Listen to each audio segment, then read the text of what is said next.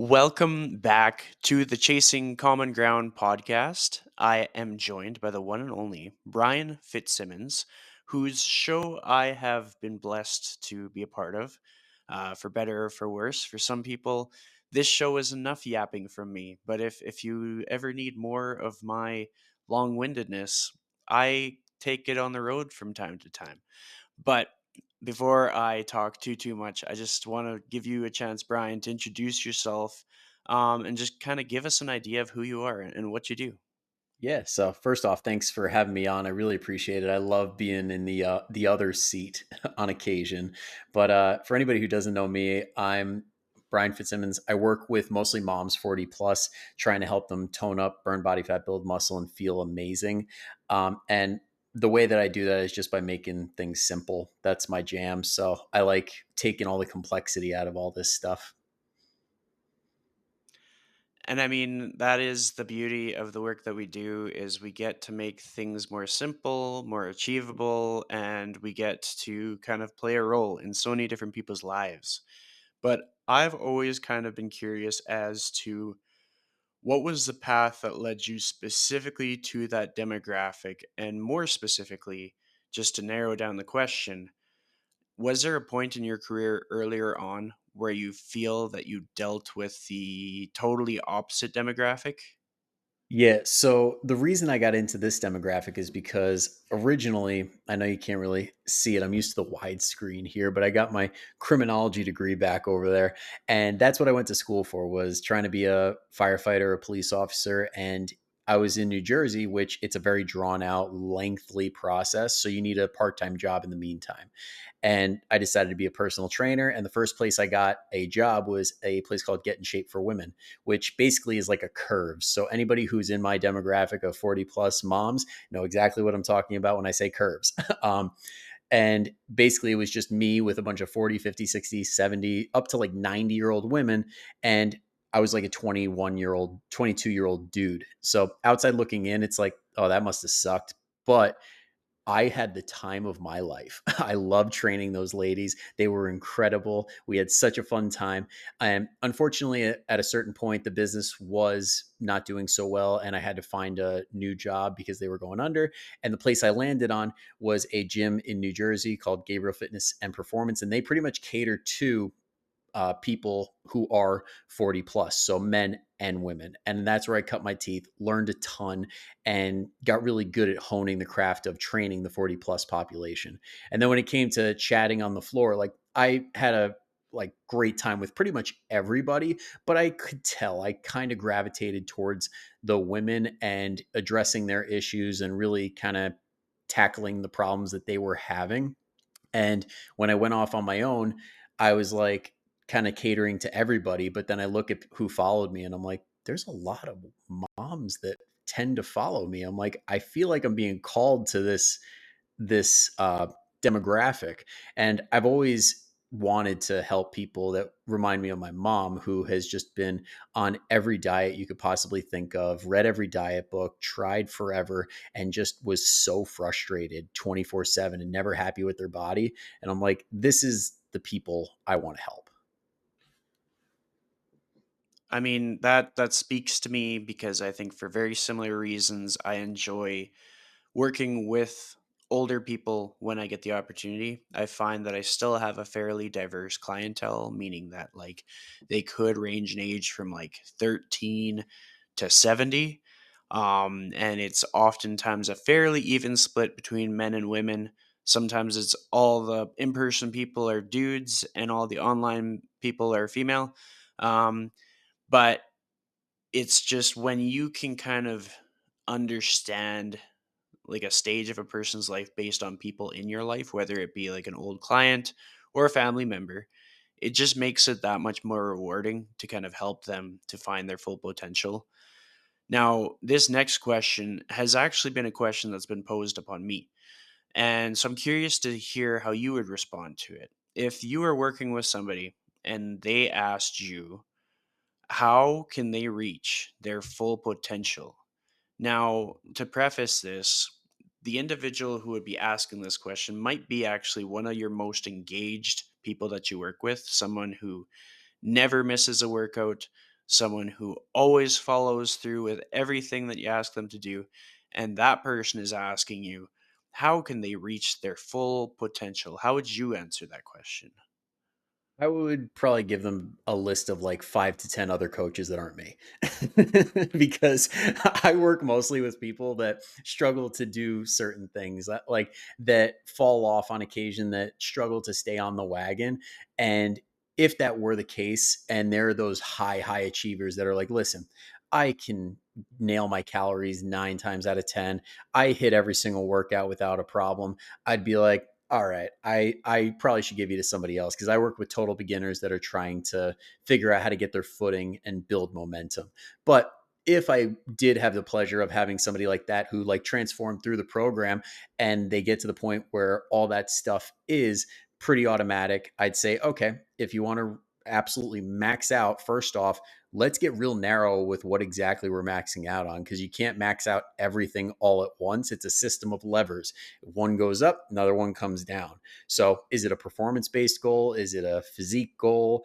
Is it something else? And let's figure out what's required for that. So if that is like what I would like seeing people do is, if they hit their goal body weight, goal body composition, is take it to that next level and build more muscle mass, because muscle mass is like the longevity bank. So most people I work with want to age gracefully. So if that's the goal, then I would say, okay, when it comes to working out, if we're doing 2 or 3 workouts a week, let's get 4, maybe even 5 if your recovery supports it. Let's get that protein to at least a gram per pound of lean body mass. And let's make sure that our calories are at bare minimum maintenance, but ideally maybe 100 or 200 calories in a surplus, even though you could go the maintenance route if you wanted to go down that rabbit hole. And I would say run that and periodically trim the fat. So it's like you stay in a surplus for 9 months out of the year, trim it down, like bring the body fat levels down for 3 months, and just keep running that over and over and over again. I like that. There's two parts to that answer, and I like them both because the first part, it was just like really honing in on like your wheelhouse and understanding like there's opportunity for everybody. And that's sort of a belief that I share, in that like if I came to a point in my journey with an individual client where I found that another person could help them along, I wouldn't feel that that would detract from my career or my legacy. I would almost feel like it would enhance it, because then we aren't limiting the people that we work with. Like, there's lots of opportunities for people to work with me, but then learn about somebody new on my show and then work with them. And it's highly likely that it's happened in the past. And if it has, that's okay. Because just like for myself, just like I would start with somebody based on a referral or based on some kind of like a case study or testimonial, I will most likely have that occurrence happen again, as long as I kind of stay the course, stay consistent, and keep my connections with the people that I know in the industry. Because like some of my clients come from referrals, as I'm sure for yourself it may be the case too. Like where people realize that you specialize in a certain personality, and they come across them and like, this would be the perfect match. But I got another question for you, Yeah. and this next one is, if you were to reflect on one specific instance as a coach that kind of just changed your perspective in this past year, and this is specifically in your interaction with somebody that you worked with or something somebody you worked with said, um, can you narrow down an instance like that? I could definitely hammer a trend I'm noticing. I don't think it was any specific person in particular, but just a trend that I'm noticing. And that is like, and I know when I was in Aram Gregorian's, for anybody who doesn't know, that's 4 weeks to the beach. We were in a Zoom call that he was hosting, and he asked, like, what is your bare minimum as a coach? And I've noticed over the past 3, 4 months, maybe even longer, 6 months, Honestly, my bare minimum for people seeing progress is getting lower and lower and lower, because it's like, as long as you keep showing up, as long as you don't fall off the wagon for too long, you get closer to your goals. And as far as your adherence level, that's just going to determine the speed at which you get there. So, like, even though somebody isn't perfect on their macros, even though they're not getting every single workout in and pushing every single set to failure or 1 to 2 RIR, even though they're not following all of these rules that we have as coaches that we're like, well, the textbook said that this should be the way. Like, we can stray from that. Like, clients can stray from that and still see amazing progress. So, really, it's my whole thing is more just not majoring in the minors and getting the basics down more frequently, and people see success all the time across the board. Like, really I call bullshit if I hear another coach say all my clients are losing weight and building muscle, every single one. But I'm not bullshitting when I say like 99.9% are seeing progress, because the expectations aren't so high that they burn out and they feel like failures. And I really think that's the key. Hmm. I mean, that's a very, very helpful distinction for most people that don't really understand the nuances to being on a fitness journey, because progress is going to show up differently for different people at different points. And for some people, like a big win would be increasing their water intake. Well, if they increase their water intake, that's not necessarily going to show up in the metrics that they're used to measuring.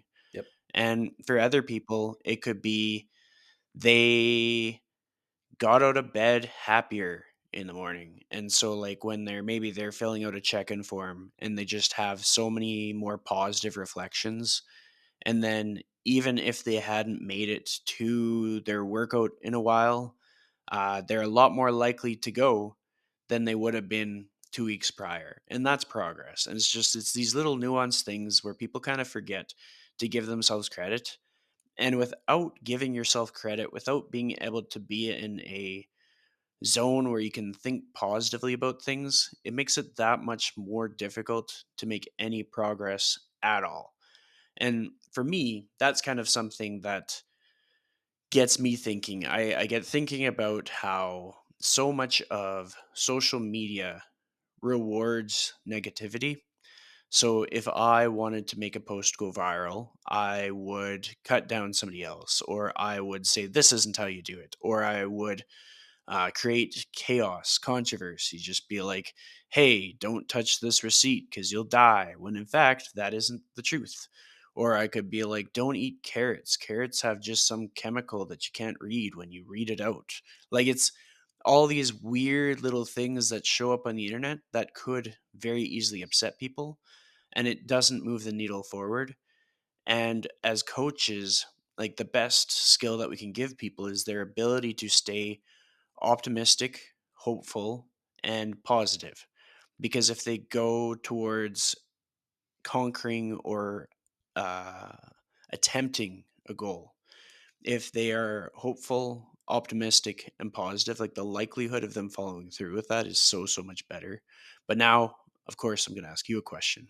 But real quick before you move Has on, there before you been. go into the next thing, I just want to piggyback on that and say I think as like coaches too need to make more data driven decisions, because it's easy for us to fall into the client role and make emotional decisions based on what we think we should be doing or what we think the client wants, when in reality we need the data to make the calls.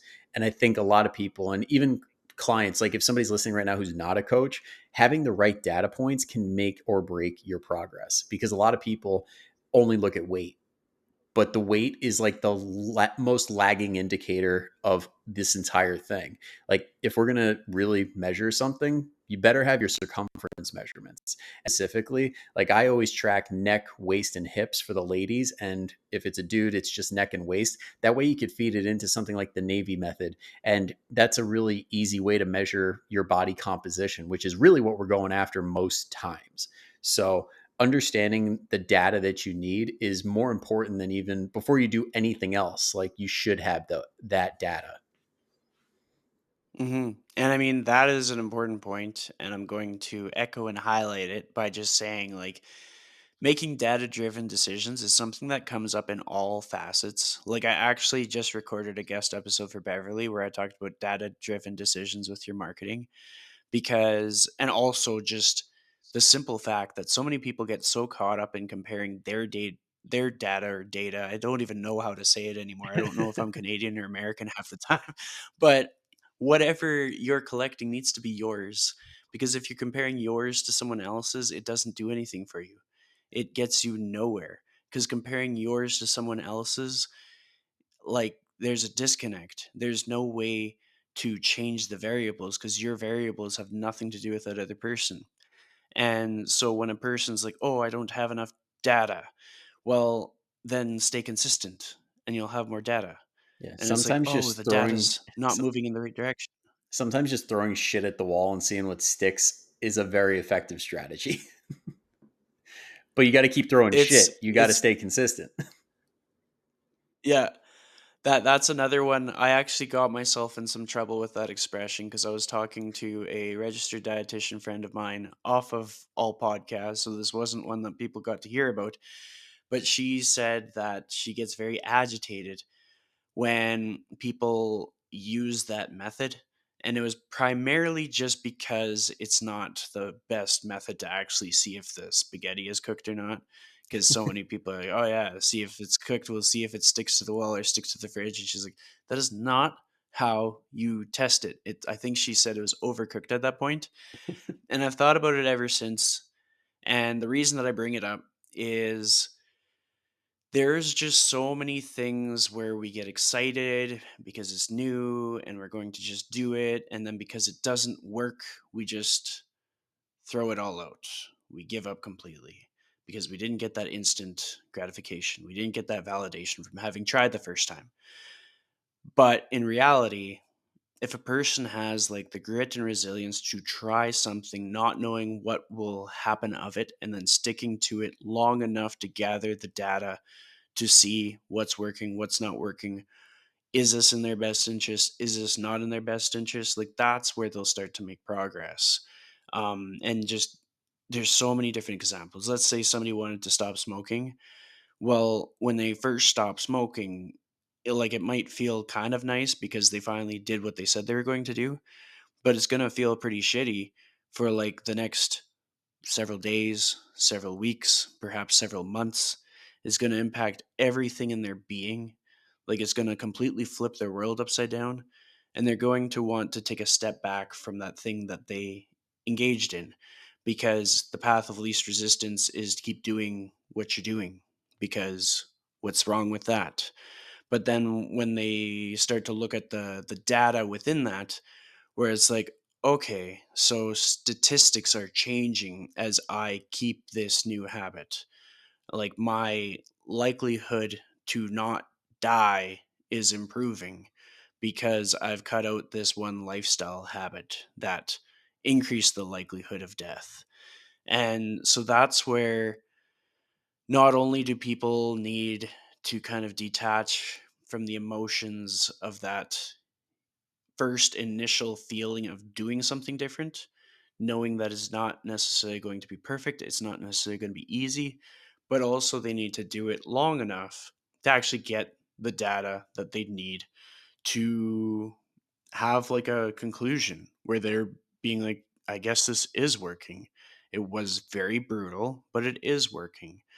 And I mean, if anybody ever stumbled across the podcast and their goal was to stop smoking, what I always say is like take up some kind of like a team sport or like a martial arts, because if you push yourself in that enough, you won't have the option to smoke anymore. It's just my own bias, my own personal opinion, but just if you do something where people are relying on you to be able to breathe properly and to have good conditioning, it's going to kind of change how you approach the things that you're doing day to day, or you're going to quit the team, or you're going to quit the sport. And that's just going to show you how much resilience that you have. And for a lot of people, they hate that feeling. And that's what I think would drive them to follow through with what they needed to do. But again, personal opinion, personal bias. That's just my point of view on how that would play out. But now I'm going to bring us back to that question that we just had started on. And so, Brian, I'm curious, when you're looking at sort of people's human experience, and it seems like it's shaded in a tinge of just anger and resentment and just like grumpiness. What is your approach? Like how do you make things different with how you show up in your spaces? Are you saying like if a client is like grumpy or just like anyone in general? It could be anybody. It would, if anything, I would say maybe not even clients at all, because clients, they're already kind of making a step to make a change and control what they can control, and I think they should be commended for that. But then there's like even within spaces where people are the professional, and we could use different industries as an example, because I'm not looking to paint a negative brush on like Hmm.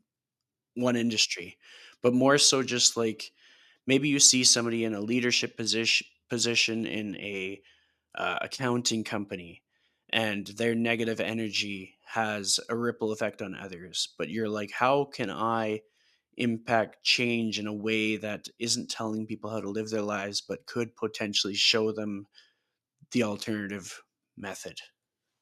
Yeah, I'm not sure if this is the answer you're looking for, but where my mind is going is I think a lot of times when people find themselves in that mindset, it's because we're getting wrapped up in the typical psychology of humans, which is let's seek out the threats, let's seek out the things that are going wrong, let's see everything that is not going the way that I expect it to go.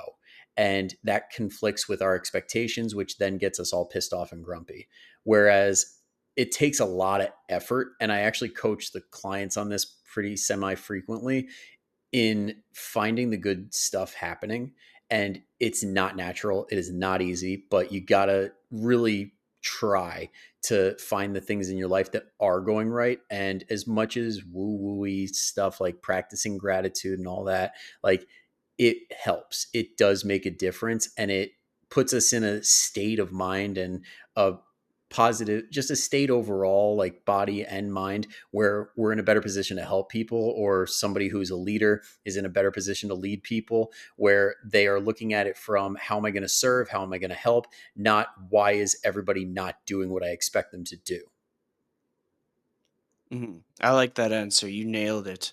And to add some context, lately I've been kind of on a deep dive around sort of like mindfulness and even just learning more about meditation.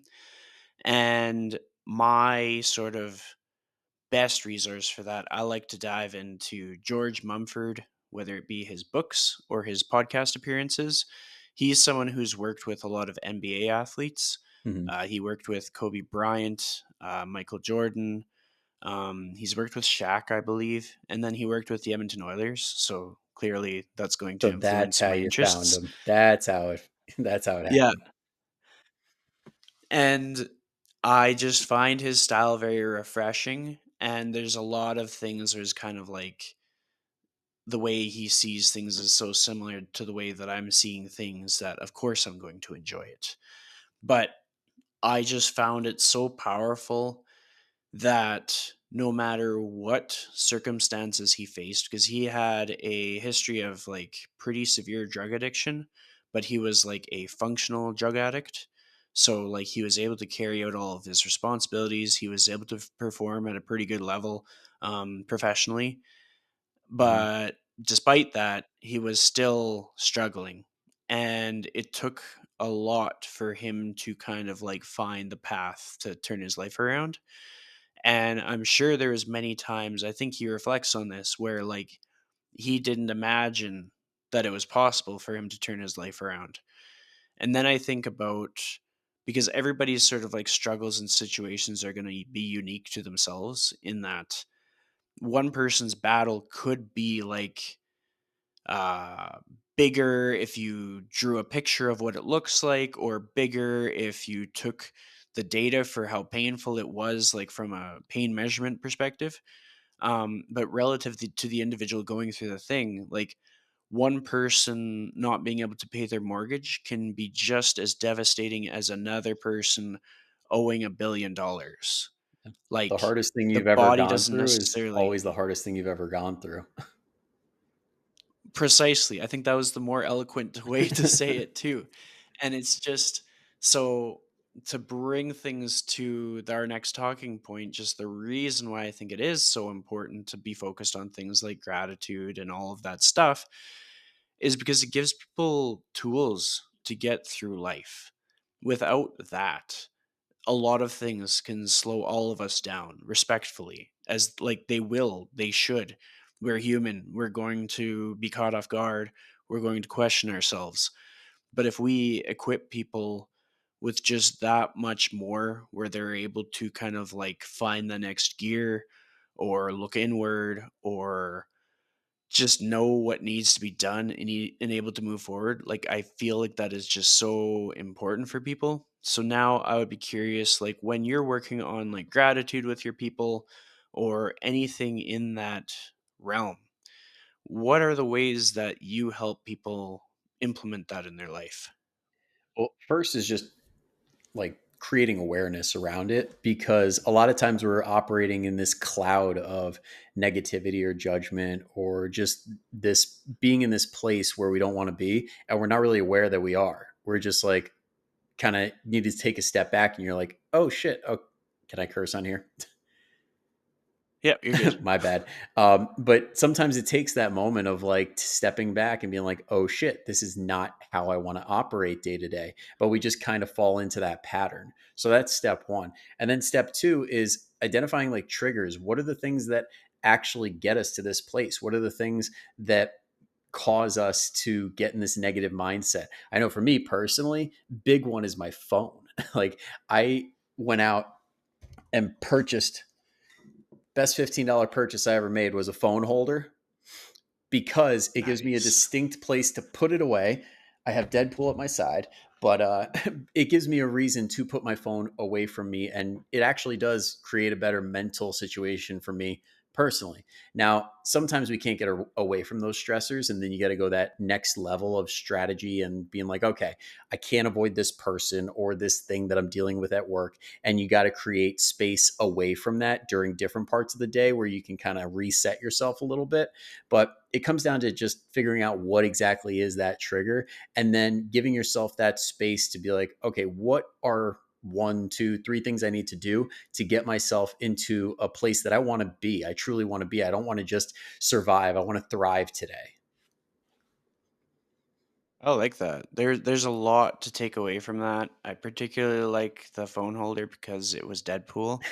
And you kind of got me thinking about a time in my life, actually before I was formally in the fitness industry, where there was little things that would just set me off in big ways, and it kind of probably inspired my move to change careers and my move to be ambitious in the way that I am, in that like I have made progress, but I do not feel like I'm where I want to be based on other variables.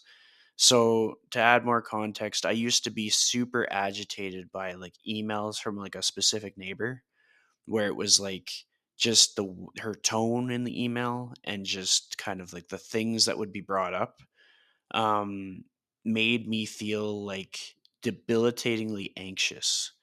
And it wasn't even that it was unreasonable to be anxious, it was more so that there was no escaping this individual.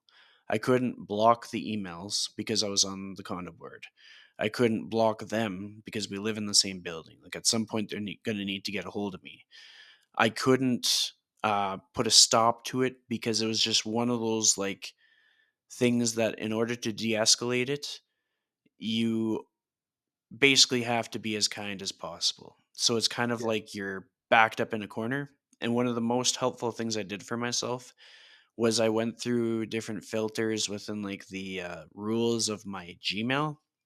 And I had it so that some emails went directly into a folder where like I could look at them when I was in a space when I was ready to look at them. Also, some emails notified my phone and some didn't. And I also just kind of like expanded on that, in that like I reduced the notifications that made my phone buzz altogether. And so it was just less things kind of like pulled me into that dark space, and I became more intentional about things. And then just as life progressed, I got rid of everything that I didn't like about life and I replaced it with things that I like, which is how I changed careers essentially. So then if I face any difficulty, it's difficulty within one of the arenas that I enjoy. And so it's more like adding an extra weight to an exercise. You like the exercise, you like gains, it's just difficult. Rather than trying to swim upstream towards a body of water that you didn't even want to go to in the first place, but you just have to because that's where you are. Like Yeah. that's sort of like the difference for me. And so just for the everyday individual, you can make changes at a very micro level in like tangible ways, whether it be putting your phone in airplane mode when you're not on an airplane. Isn't that an extreme sport? Like nobody does that, but you could. Or just going into the phone settings and making it so that the only thing that notifies your phone is like text messages from 5 people and phone calls from 2 people. Like that's a thing you can do, Yeah. and When that'd when be a you were game changer going for a lot of people. when you were going through that, it reminded me of a client that I coached her on how to like her do not disturb function, and it was an absolute game changer. This was somebody who struggled a lot with like dealing with stress because her work situation was really rough. And I'm like, have you ever tried the do not disturb, like messing with the settings? She's like, wait, you can? And I'm like, yeah, you could like filter who is able to contact you, and there's different labels. So like you can have like a at home setting, a work setting, a general do not disturb. And she's like, oh my God. And ever since then, life changing. Like her level of stress has been so much better overall just from doing something as simple as that. And it literally took maybe 5-10 minutes to learn.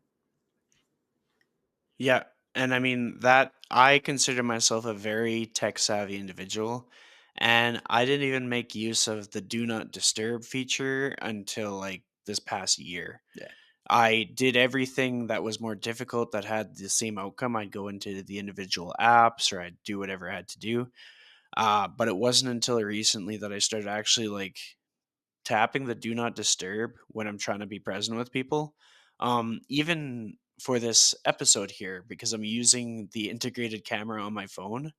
And if I didn't have do not disturb on, it would actually disrupt like the video feed. But turning do not disturb on, I'm not going to get notifications for calls, texts, anything. And then when we are wrapped up the episode, then I can go back to the rest of the world and not skip a beat. But it's just these little details, and it's specifically these little details that many people wouldn't even realize to ask if they weren't working with a coach. But one thing that we kind of alluded to with your subtle shout out to Aram, who was recently on the show as of like I think 2 episodes ago. Um, what I like to do is spotlight, showcase, highlight the Real Coaches Summit. So, Brian, I'm going to need your help. If you had to convince somebody to just go through the checkout and sign up for the Real Coaches Summit now, how would that sound? How would you do it? Just freaking do it now. Like it's the best investment you're going to make by far. Like don't even think about it because I can't even tell you how many people I did get to the pleasure of meeting there that have popped on a podcast that I mean you and me met there when we were listening to the comedy thing that was going on. And just Yeah. overall I think like I've been to a good amount of these conferences, and by far best setup was this one where everybody was all together. There was no barrier to the guests like that were speaking.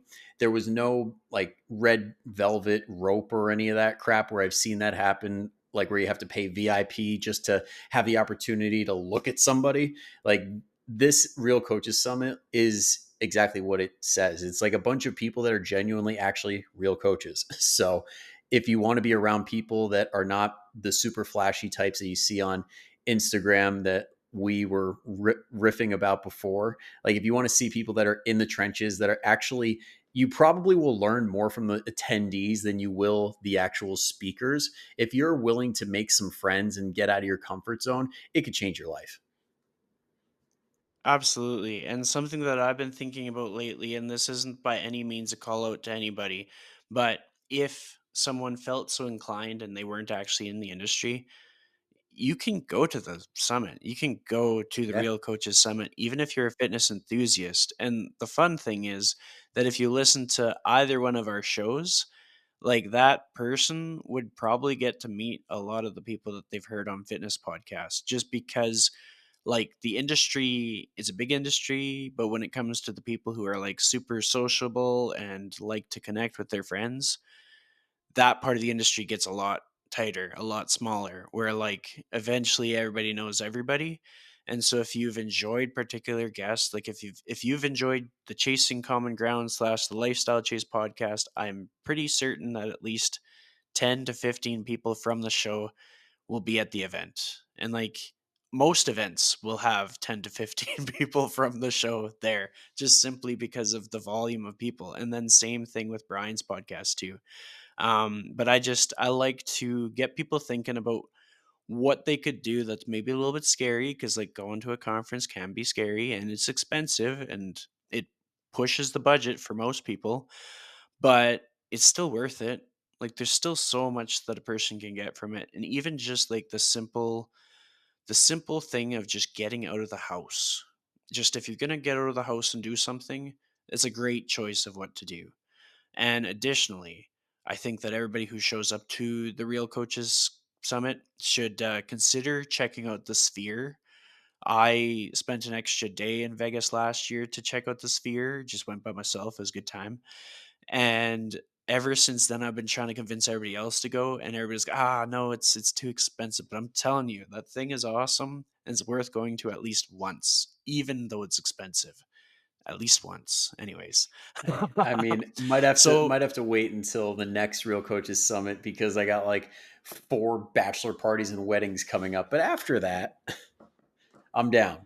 I mean, yeah, make sure it's on your list because such a cool experience, and it's kind of one of those things that you only really have to do it once, but you'd feel silly if you didn't do it once.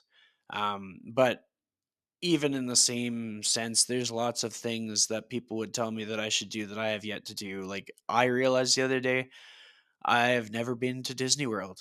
I went to Disneyland when I was like 5, never Disney World, and I think I'm Missing missing out. out. I think yeah.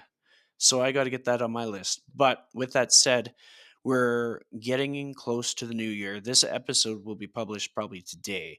So with that in mind, as you're closing out 2024, what's your mindset going into the next year? And perhaps what are some goals that you're really hoping to achieve?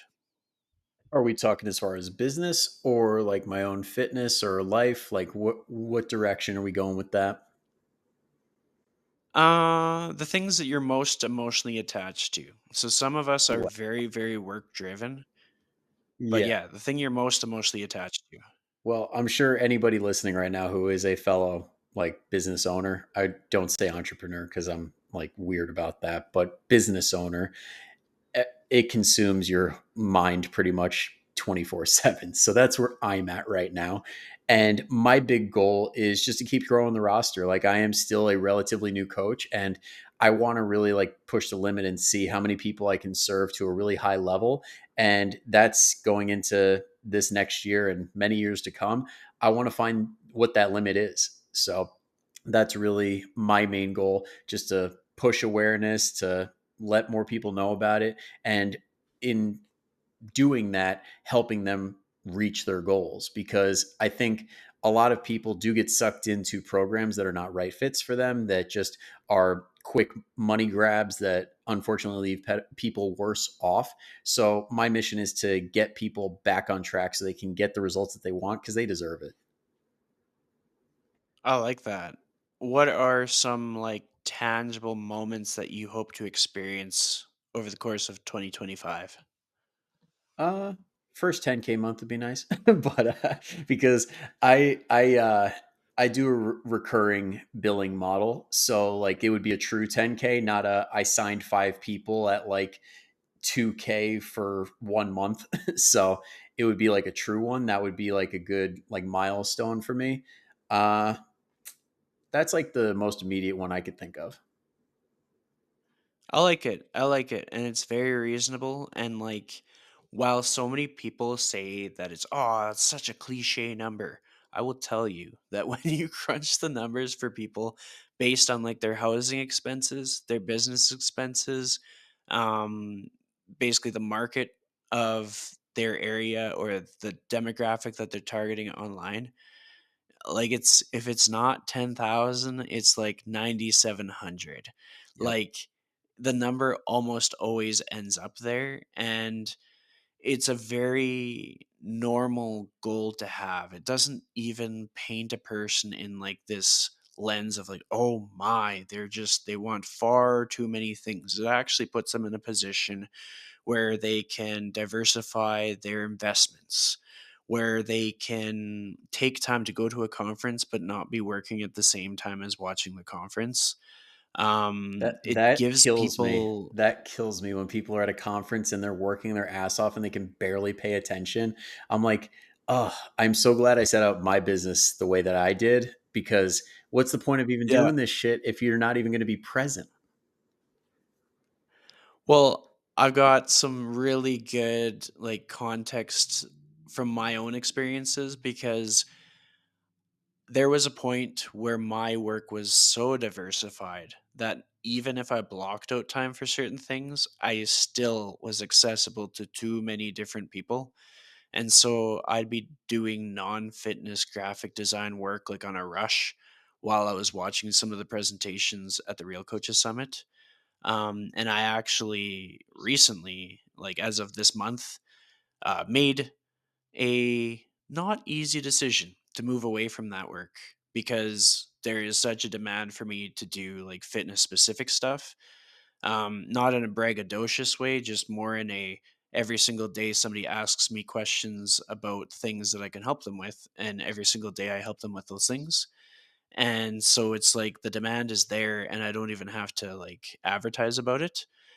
But that is just my way of encouraging people to make the changes that they need to make so that not only can they achieve a career that really feels like a career, because the work that we do is very essential. Like the work that we do can extend a person's life, can improve their quality of life. We could give them a life changing connection, if nothing else. We're someone that is in their corner that they can count on, and a lot of people are lacking that.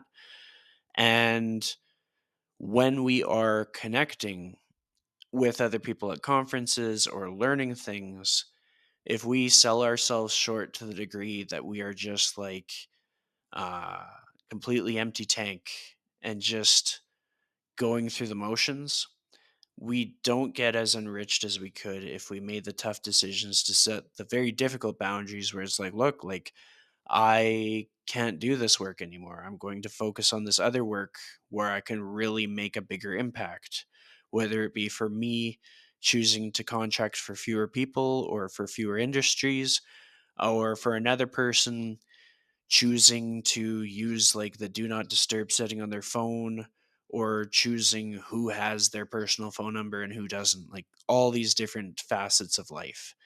But to kind of keep us on track with the flow of our episode, is there anything that we haven't talked about that you are looking forward to talking about in this episode?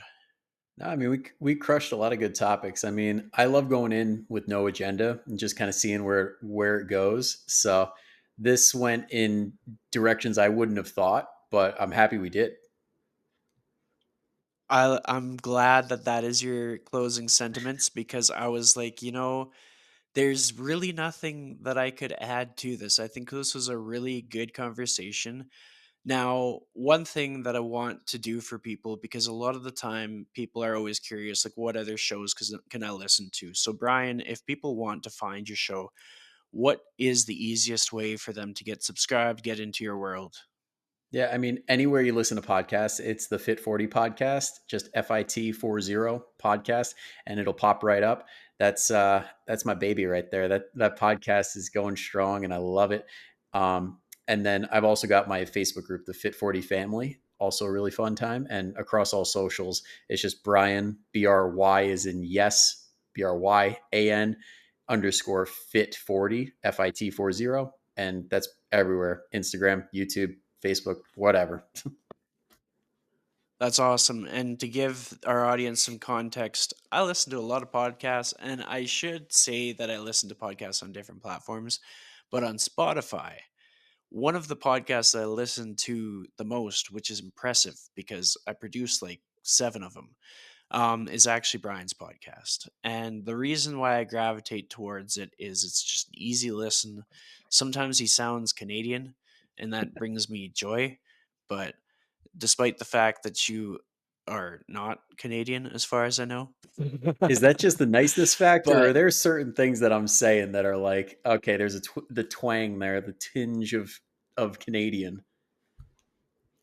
there is like you have a little bit of like a it feels familiar to me.